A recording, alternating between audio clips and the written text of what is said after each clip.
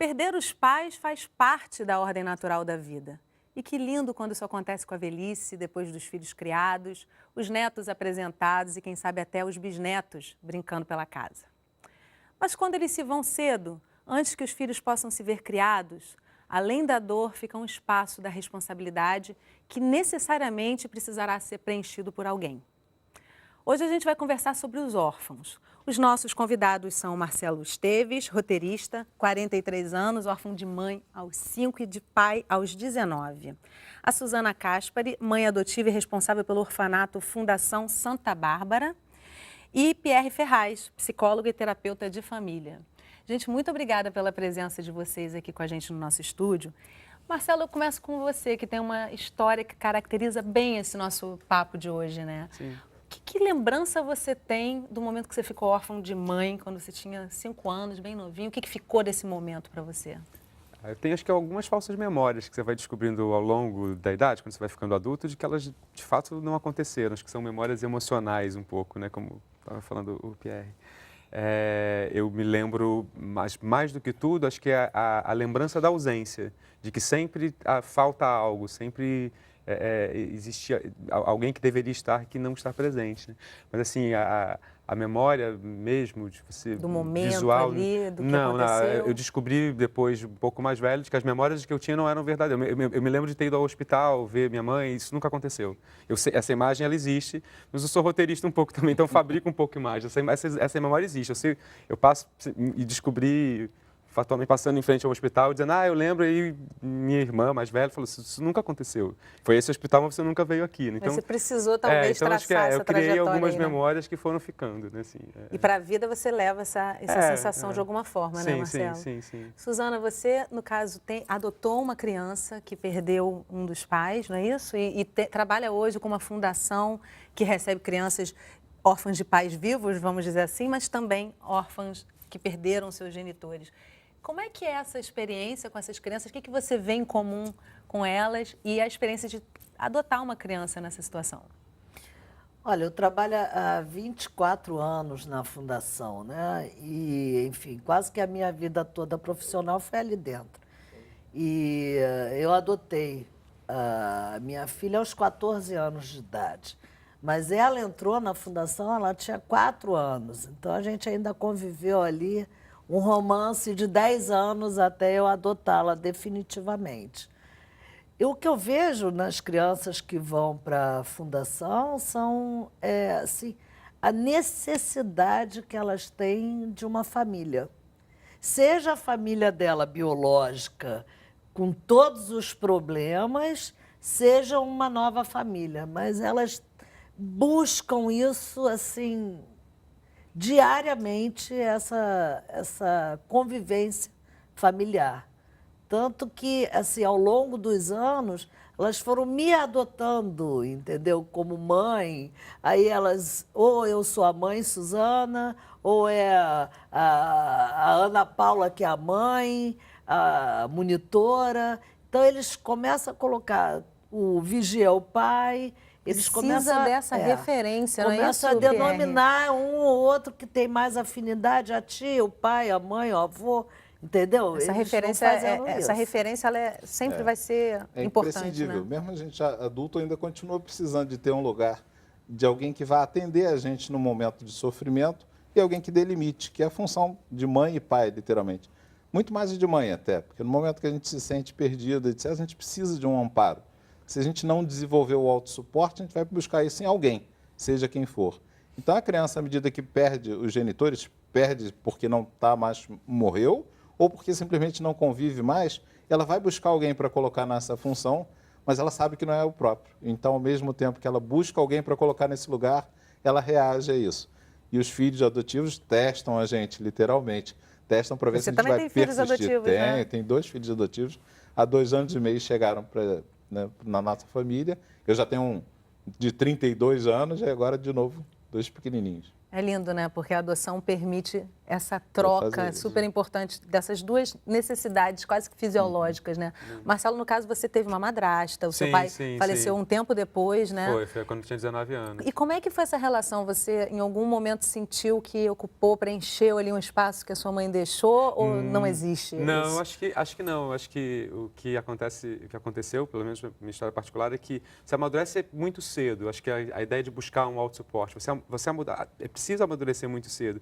E é curioso porque eu fui criado num ambiente com muito amor. Todo mundo tenta ser sua mãe de alguma forma, irmãs, tias, mas a gente percebe que isso não substitui. Então, essa ideia do amadurecimento que eu falo, que você percebe que, ok, é uma tentativa de fazer com que você se sinta amparado, mas justamente porque você percebe essa tentativa, né, permanentemente em todos, você pergunta, por que isso está acontecendo? Porque falta alguma coisa, né? Tipo, uma preocupação excessiva, talvez.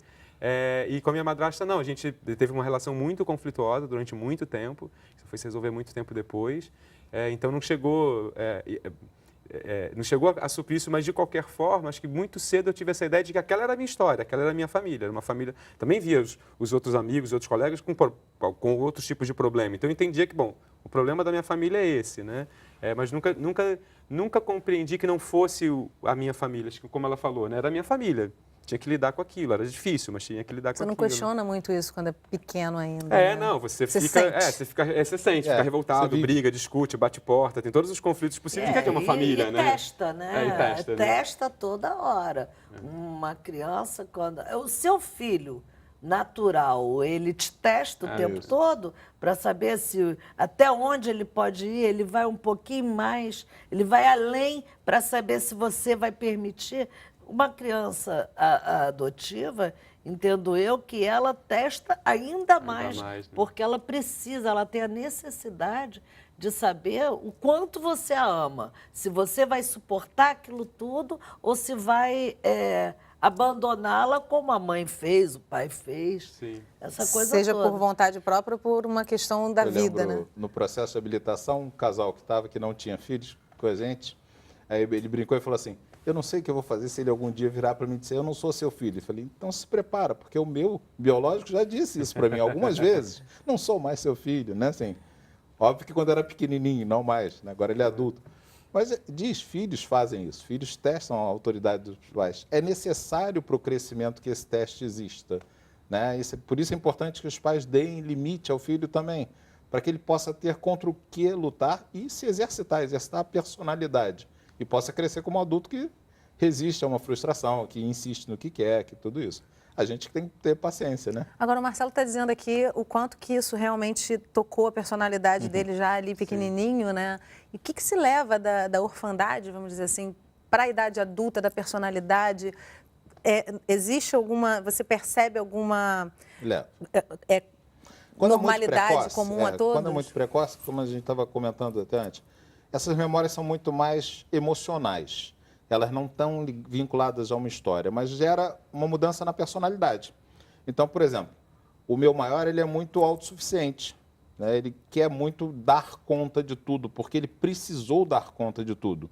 Então, assim, às vezes é difícil ele perceber que ele tem que abrir mão, ele não sabe algumas coisas, então ele precisa descobrir que não sabe para poder aprender as coisas. Isso é difícil para ele. Está na personalidade dele, ele vai levar isso. Isso não vai ser como uma história, ele não vai lembrar do abandono em si, mas ele vai ter essa necessidade de dar conta muito antes.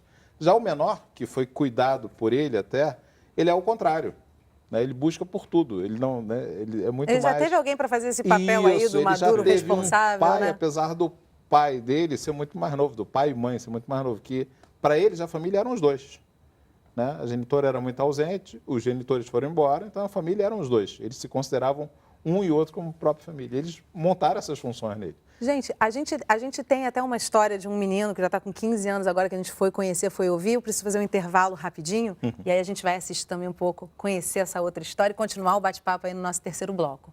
Então a gente vai para um rápido intervalo e na volta você vai conhecer o Odilon, que perdeu a mãe bem pequeno e hoje aos 15 anos vive com a tia e a prima. A gente volta já, não sai daí.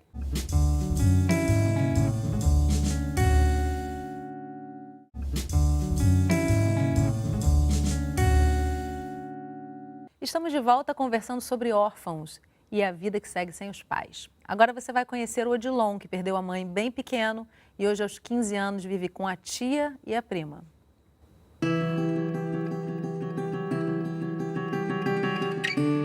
Lembro um pouco como ela era, como ela me tratava. Muito pouco, assim, mas foi um momento muito conturbado na minha vida, porque só ficou eu e meu irmão, por parte de mãe, que era meu único irmão por parte de mãe, né? Então foi um momento muito difícil para mim. Ele veio passar umas férias aqui e quis ficar comigo. Eu fui levar ele pro pai, ele foi embora, chegou lá, ele chorava tanto que meu irmão veio dizer, pelo amor de Deus, vem buscar o Odilonzinho, porque ele não quer ficar mais comigo, quer ficar com você. Eu aí fiquei muito feliz, porque minha filha já estava crescida, né? E seria minha companhia. Eu fui pegá-la no mesmo dia e ele está comigo até hoje. Meu papel é ver colégio, educação, né? Conversar, abrir os olhos, falar das coisas do mundo de hoje, né? Sentar, conversar. Claro que brigar também sempre, né? Porque ele é adolescente hoje. E um menino de 15 anos passa por muita coisa. E como não tem uma figura materna, uma figura masculina dentro de casa, sobra pra gente ter que conversar certos assuntos com ele que nem sempre é agradável. E como assim, eu não sou mãe, né, de verdade, assim, claro, eu me considero mãe dele, mas eu tô aprendendo. Eu não passei por uma gravidez, ele já veio um pouco criado, então é difícil lidar com certas coisas, mas a gente está tentando. Hoje, com 33 anos, né, sou mãe. Eu estou aprendendo a lidar ainda com essa coisa de ser mãe. Porque eu acredito que ninguém nasce sabendo. A gente vai adquirindo aos poucos e está sendo uma experiência muito boa para mim com ele. Eu sei que eu erro, eu acerto, enfim, mas a gente tá tentando ali, né? Eu tô dando o máximo de mim para que dê certo, para que ele tenha realmente a figura materna com ele, da pessoa que ele possa sentar, conversar, se abrir. Não converso muito com ele sobre isso, até porque, assim, como a mãe dele faleceu e ele era muito pequeno, eu sei que isso machuca ainda um pouco ele. Sei pelo motivo de algumas conversas, de algumas coisas que acontecem. Até a gente passou por um fato durante uma viagem que nós fizemos e eu sei que isso ainda dói muito nele. Então eu não converso muito sobre a mãe dele em si. Mas tudo que ele me pergunta, assim, se ele tiver qualquer dúvida, ele sabe que ele pode perguntar, que a gente vai estar aqui para responder. Eu sinto esse luto, a falta, de vez em quando eu tô com meus colegas. E aí estão falando das mães dele, né? Coisas que fizeram quando era criança. Eu sinto falta, porque eu não posso comentar muito. Porque como eu vivi na minha infância muito com meu pai, com minhas madrastas, eu não tenho essa coisa de mãe, entendeu? Hoje eu tenho minha prima que eu chamo de mãe, posso falar. Mas quando eu era menor eu não tinha essa coisa de mãe, de fazer programa familiar com meu pai. Ficava muito dentro de casa. Então, o momento que eu sinto mais essa falta de mãe é quando meus amigos começam a falar de mãe, começam a falar alguma coisa relacionada a esse assunto. É aquele ditado, né? O que não nos mata, nos fortalece. Então, eu tomei a perda da minha mãe como para ser alguém melhor, superar algumas perdas que a gente sempre tem na vida da gente. Então, superação, foco, entendeu? Foco. Foi superação mesmo, ficar mais forte para a vida. Enfrentar a vida de um jeito mais consistente. Não ter medo de viver, não ter medo da vida. É isso. As duas para mim hoje representam tudo. Representam minha vida, né? Minha mãe, minha prima representa minha mãe. Minha tia representa minha segunda mãe, que total apoio que ela me dá. E as duas representam carinho, amor. Representam tudo para mim hoje.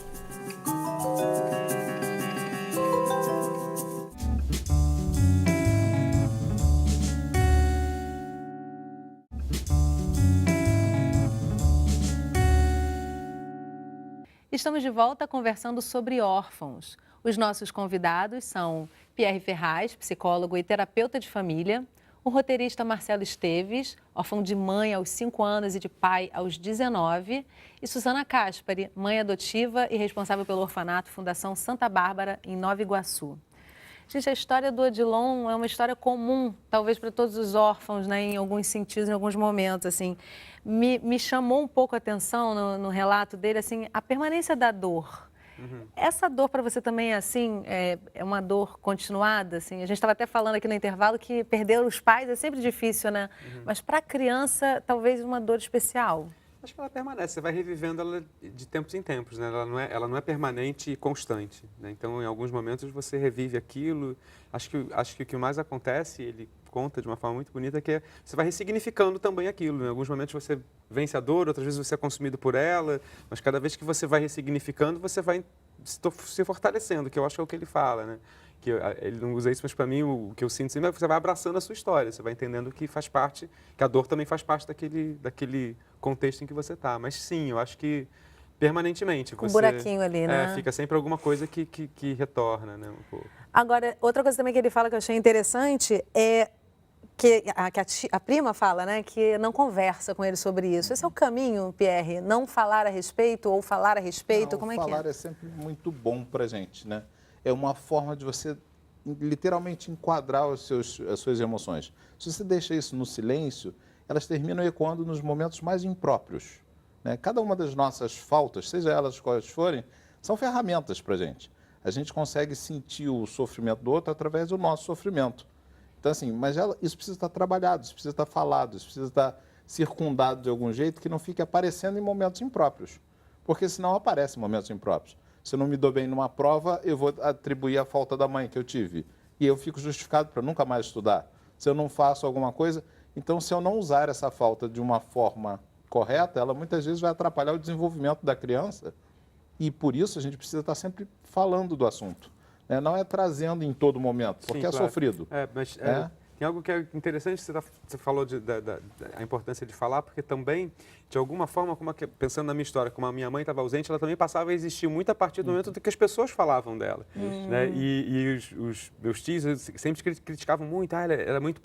Era a crítica ao contrário, ela era muito possessiva com vocês, gostava... Então você vai criando também um pouco uma imagem a partir do que os outros falam. Com as críticas positivas e negativas. Exatamente. Você vai construindo se eles a pessoa, param de né? falar, você também, né, acho que não parte, a criança não tem muito também ainda essa coisa, me conta mais sobre minha mãe. Você vai catando aquilo que a pessoa conta, uma história, o dia que aconteceu isso, essas vão também se tornando as suas Senão ela morre efetivamente, Exatamente, né? é como ele está falando. É importante que em né? alguns momentos isso seja conversado, Isso, né, porque o resto é preenchido por fantasias.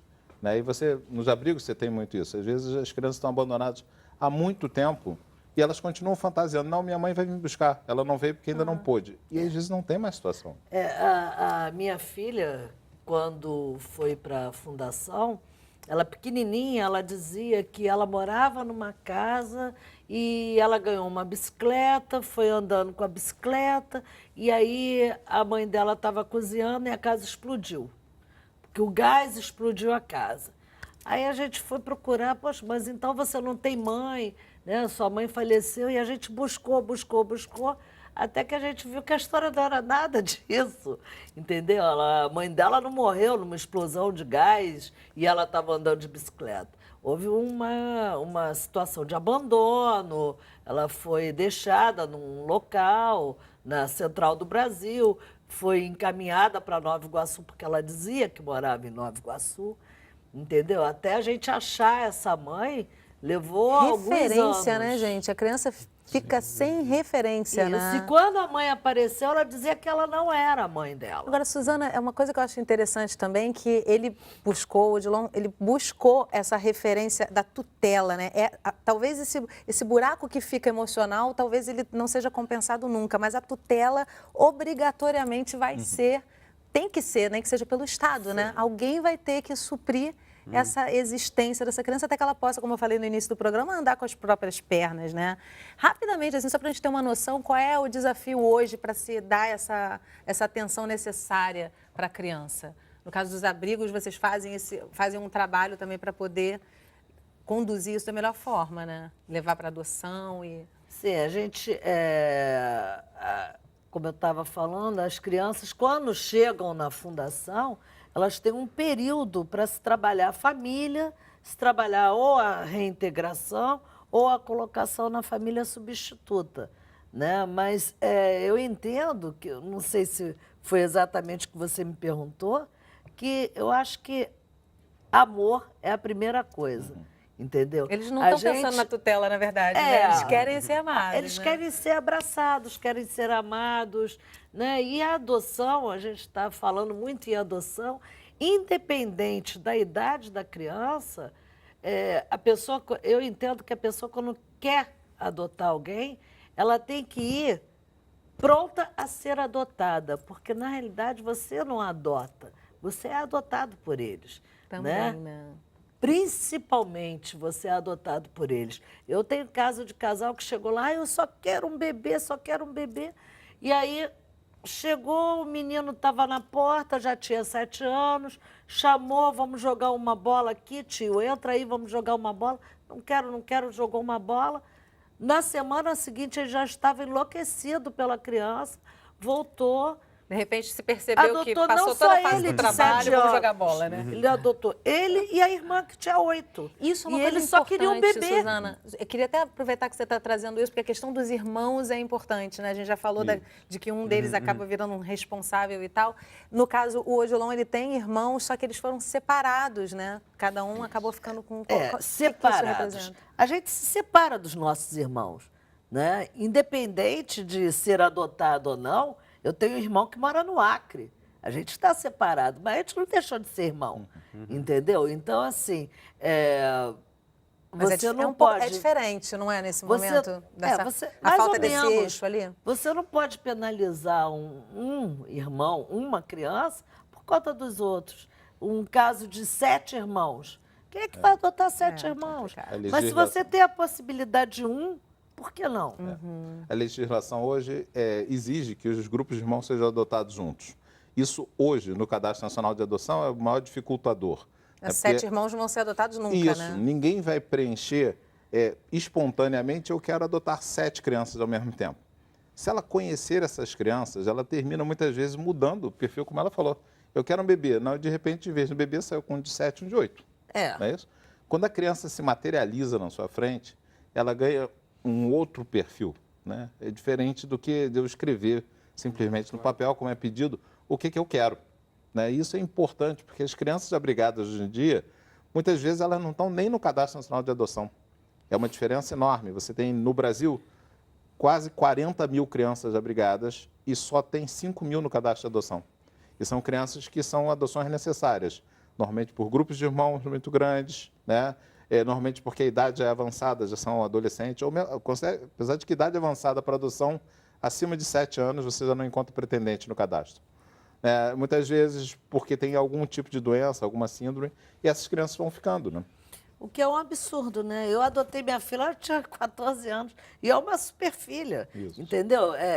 Você não faz a personalidade da criança, entendeu? Se você pegar ela com 2 meses de idade, entendeu? Essa é a fantasia dos pais, né? Isso é a fantasia dos pais. Inclusive, né? Inclusive dos biológicos. Não, eu vou cuidar de tudo porque eu vou saber o que meu filho vai ser. Não, não vai. Não vai. Não vai. Não vai. Nem Ele que vai você se decepcionar tenha. com você vai se seja um- decepcionar com ele em algum momento Sim. e faz e nem que seja um filho natural. Eu tenho 3 filhos meus biológicos, entendeu? E é um completamente diferente do outro. Existe uma fantasia entendeu? do controle, né? Como se quando você vai adotar, você pudesse controlar tudo. A idade, a personalidade.